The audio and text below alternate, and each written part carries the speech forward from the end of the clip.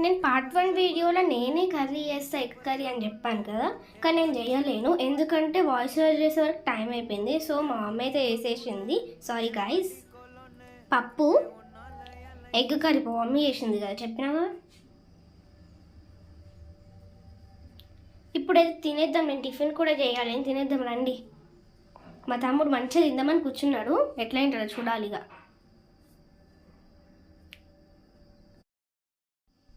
పప్పు ఇంకా egg combination super వస్తుంది అని మా మమ్మీ చెప్పింది. ఏమో ట్రై చేద్దామని ట్రై చేసిన, కానీ బాగా నచ్చింది. కానీ మనకు ఉట్టి ఎగ్ తినడం ఇష్టం కాబట్టి అలాగని తినేసిన. తినడం అయిపోయింది.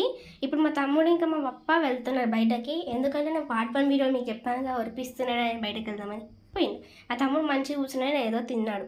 ఇవి మా మమ్మీ దోశలు వేసుకుంది. ఇప్పుడు ఏ డ్రెస్ వేసుకుందామని ఆలోచించే లోపే ఒకసారి చూద్దామని అనిపించింది. మీకు కూడా చూపిస్తారా? ఇవే నా బట్టలు. నేనైతే పింక్ కలర్ డ్రెస్ వేసుకోమని డిసైడ్ అయిపోయినాను.